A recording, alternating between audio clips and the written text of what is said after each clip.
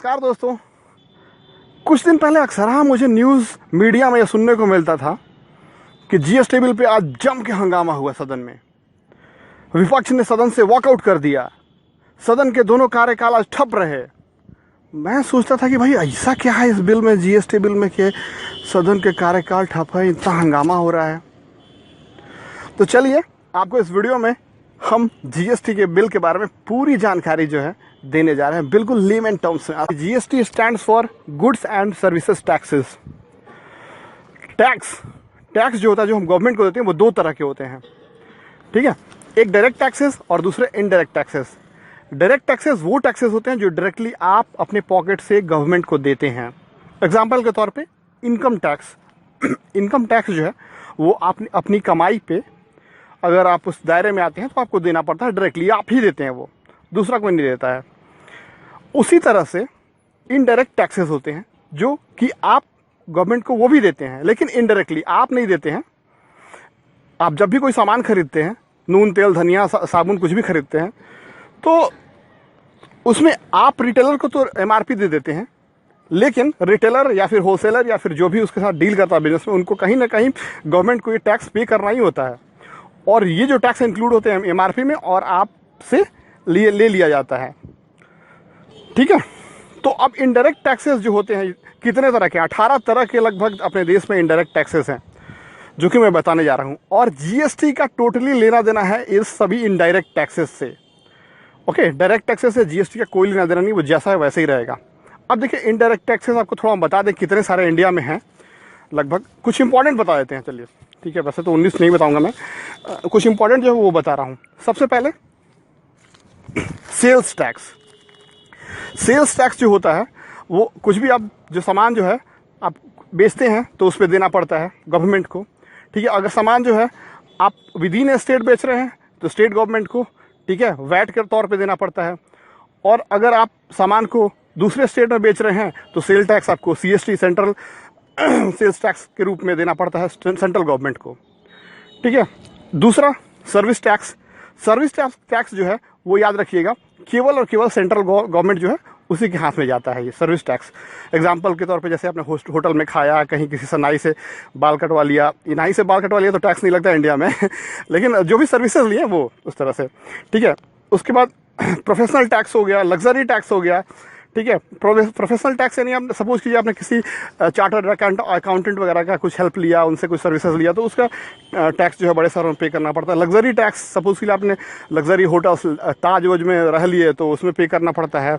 Entry tax, example के तौर पर एंट्री टैक्स जो है वो जैसे आप गाड़ी से जा रहे हैं गुड्स लेके, सामान लेके, तो एक स्टेट का दूसरे स्टेट में जब आप क्रॉस करेंगे बॉर्डर तो वो दूसरा स्टेट वाला लेता है। उसके बाद फिर सेंट्रल एक्साइज टैक्स। अगर आप मैन्युफैक्चरर हैं किसी चीज़ को तो सेंट्रल गवर्नमेंट जो है आपसे उस मैन्युफैक्चरिंग पे सेंट्रल एक्साइज टैक्स लेता है। कस्टम ड्यूटी यानी कुछ आप जो सामान इंपोर्ट कराते हैं उस पर सेंट्रल गवर्नमेंट लेता है ये चीज़, ठीक है। एंटरटेनमेंट टैक्स, सिनेमा घर में जो है वो सब लिया जाता है।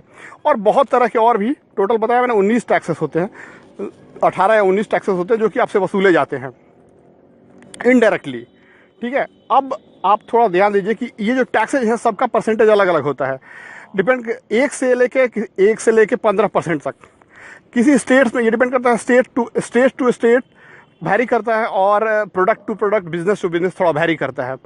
इसलिए ये एग्जैक्टली डिटेल बताना थोड़ा मुश्किल हो जाएगा, बहुत समय लग जाएगा। तो चलिए अब आपको आगे बताते हैं। तो अब जब कभी भी आप कोई सामान खरीदते हैं, गुड्स खरीदते हैं या किसी की सेवा लेते हैं, सर्विसेज लेते हैं, तो आपको इनडायरेक्टली जो है सर्विस टैक्स आपको इनडायरेक्टली जो है टैक्स जो है पे करना पड़ता है गवर्नमेंट को। किसी किसी केस में सेंट्रल गवर्नमेंट को, किसी किसी केस में स्टेट गवर्नमेंट को, और किसी किसी स्टेट में दोनों को पे करना पड़ता है। और अब दूसरा चीज सुन लीजिए कि किसी किसी वस्तु पे जब आप खरीदते हैं तो हो सकता है कि एक टैक्स लगे, कोई एक टैक्स, जैसे जो 19 टैक्सों में से एक टैक्स लगे, किसी किसी सब वस्तुओं पे एक से ज़्यादा टैक्स लग जाता है, 2 3 4 5 भी लग जाता है। तो इस केस में क्या होता है, जिसपे ज़्यादा टैक्स लग गया वो महंगा हो जाता है। तो आमतौर पे इंडिया में लगभग कोई भी सामान खरीदते हैं जब आप, तो ऑन एन एवरेज 30 से 35% टैक्स लग जाता है।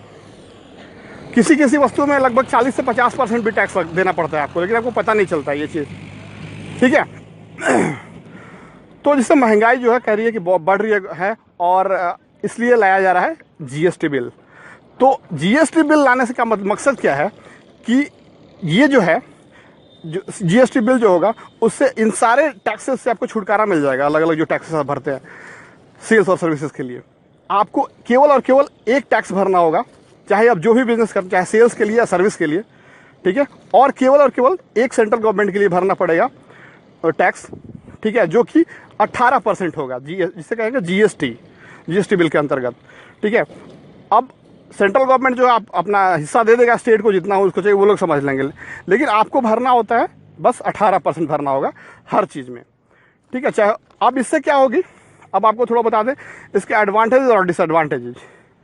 इससे क्या होगा कि कुछ सामान के जो रेट्स हैं वो सस्ते हो जाएंगे और कुछ के महंगे हो जाएंगे। अब कैसे, थोड़ा समझ लीजिए आप इस बात पे।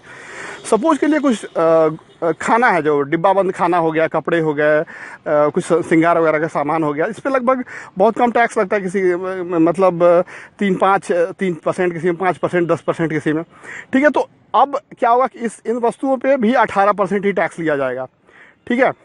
तो ये थोड़ी महंगे हो जाएंगे। लेकिन कुछ चीज़ें, ठीक है, जिसमें कि जैसे कि एग्जांपल के तौर पे आप समझ लीजिए, महंगी गाड़ी एक ले लीजिए, एक्सयूवी जो गाड़ी होती है वो सब ले लीजिए। तो इसमें क्या होता है कि आपको कई टैक्स देने पड़ते हैं। एग्जांपल के तौर service tax, sale tax, luxury tax और कई, तो मिला जुला के बहुत ज़्यादा बढ़ जाता है ये रेट। तो अब इन गाड़ियों पे भी मात्र आपको 18% ही जीएसटी देना होगा। तो ये गाड़ियाँ सस्ती हो जाएंगी, लगभग 40 से 50 हज़ार रुपये आपको कम पड़ेंगी, है ना। उसी के तौर पर दूसरा तौर पर एग्जांपल देते हैं आपको जो सस्ती होने का। सपोज कि आप रेस्टोरेंट में जाते हैं खाना खाने के लिए, तो आपको यहाँ पे देखिए बिल में आपने कभी ध्यान नहीं दिया होगा, देखिएगा, ठीक है। फिलहाल अभी क्या होता है कि आपको इसके लिए सेल्स टैक्स भी देना पड़ता है, यानी वैट भी देना पड़ता है, और आपको सर्विस टैक्स भी देना पड़ता है। अब देखिएगा, वैट जो है मतलब गुड्स पे, स्टेट गवर्नमेंट कहती है, उनमें कॉन्फ्लिक्ट है। स्टेट गवर्नमेंट कहती है कि ये जो है, ये चूंकि एक गुड्स है, खाना जो है गुड्स है और खिलाया जा रहा है हमारे राज्य में, तो हम इसका टैक्स वसूलेंगे। और सेंट्रल गवर्नमेंट कहती है कि नहीं, ये एक सर्विस है, तो इसमें सेवा दिया जा रहा है, तो हम वसूलेंगे। तो होता है क्या है, फाइनली हम लोग पिस जाते हैं और दोनों टैक्स वो लोग ले लेते हैं अपने अपने। तो अब जीएसटी के आने से केवल एक टैक्स होगा, जिसे जीएसटी 18% ले लिया जाएगा, जिससे कि सेंट्रल गवर्नमेंट लेगी और बाद में अपना वो लोग जो करना है, जितना बांटना है बांटेंगी, ठीक है। तो ये हो गए एग्जाम्पल, एडवांटेज डिसएडवांटेज। अब थोड़ा आपको हम बता दें इसके मेन पॉइंट्स एडवांटेजेस क्या होंगे, ठीक है। सबसे एक चीज़ होता है इनपुट टैक्स रिफंड, ये जो है वो नहीं लगेगा। अब सपोज कर लीजिए कि आप कोई बिजनेस स्टार्ट करने जा रहे हैं, तो कुछ सामान खरीदते हैं, रॉ मटेरियल्स, अगर आप अपने स्टेट से खरीदते हैं तो कोई दिक्कत नहीं है। अगर दूसरे स्टेट में से खरीद कर लाते हैं तो आपको टैक्स भरना पड़ता है वहाँ पे, इनपुट टैक्स, ठीक है। तो वो जो है रिफंड नहीं होता है आज की डेट में अभी, लेकिन जब जीएसटी आ जाएगा तो वो रिफंड हो जाएगा, ठीक है। आपको वो टैक्स लगेगा ही नहीं, इनपुट टैक्स मैन्युफैक्चरर को। दूसरा, टैक्स ऑन टैक्स, मतलब टैक्स ऑन टैक्स लगता है आज के डेट में।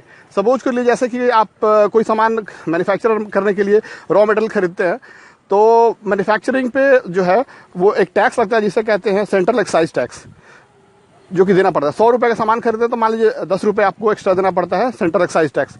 तो कुल हो गया आपका रॉ मटेरियल का कॉस्ट 110 रुपये। अब क्या होगा कि अब उस पर सेल टैक्स, फाइनल प्रोडक्ट होने के बाद सेल टैक्स और कितने कितने तरह के टैक्स लगेंगे। तो वो जो होता है वो केवल रॉ मटेरियल पर नहीं लगता है, वो टैक्स को भी इंक्लूड कर लेता है उसमें। 110 रुपये पे वो टैक्स लगता है ना, मतलब आपका बेस प्राइस प्लस वो जो है उस पर टैक्स लगता है। तो ये जो चीज़ होगा, मतलब टैक्स का टैक्स जो है वो अब नहीं लगेगा जीएसटी आने से। तीसरी चीज़ कि डबल टैक्सेशन, जो कि कुछ सर्विसेज के नाम पे कुछ सेल्स के नाम पे लिया था, वो नहीं होगा, एक ही लगेगा। चौथा कि ये सारे प्रोसेस जो बहुत कॉम्प्लिकेटेड हो जाते हैं, कि मतलब इतने सारे टैक्सेस हैं, बिजनेसमैन को पे करने पड़ते हैं, समय पे सबको याद रखना पड़ता है, पेपर वर्क मेंटेन करना पड़ता है, लाइन में लग के कहीं जमा करना पड़ता है, कहीं ऑनलाइन जमा करना पड़ता है। अगर कुछ गलती हो गया तो पेनाल्टीज़ है, उसके रिटर्न फाइल करना पड़ता है। तो बहुत एक तरह से हेडेक भी रहता है सबके लिए, कि जो फिलअप करते हैं उनके लिए भी, बिजनेसमैन के लिए और गवर्नमेंट के लिए भी। तो इनके लिए बहुत टाइम सेविंग हो जाएगा जब ये जीएसटी आ जाएगा। तो फटाफट बस एक ऑनलाइन पोर्टल बनाया जा रहा है जिसपे कि आपको एक अपना जीएसटी नंबर मिल जाएगा, यूनिक नंबर मिल जाएगा। आप उससे लॉगिन करके, और गवर्नमेंट भी उससे लॉगिन करके आपका डिटेल्स देख सकती है। आपको कितना पे करना है, क्या करना है, सब कुछ ऑनलाइन हो जाएगा, वैसा बन रहा है। और उम्मीद है कि ये सब कुछ ठीक ठाक रहेगा। तो नेक्स्ट ईयर अप्रैल 2017 से लागू कर दिया जाएगा।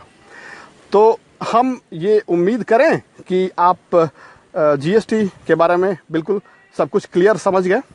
अगर स्टिल आप नहीं समझे कुछ, या कुछ कन्फ्यूज़न है दोस्त, तो प्लीज़ कमेंट बॉक्स खुला रखा है यूट्यूब ने नीचे, आप इसमें कमेंट में लिखिए आपके सवाल, बंदा आपके खिदमत में हाजिर है। Thanks for watching, bye.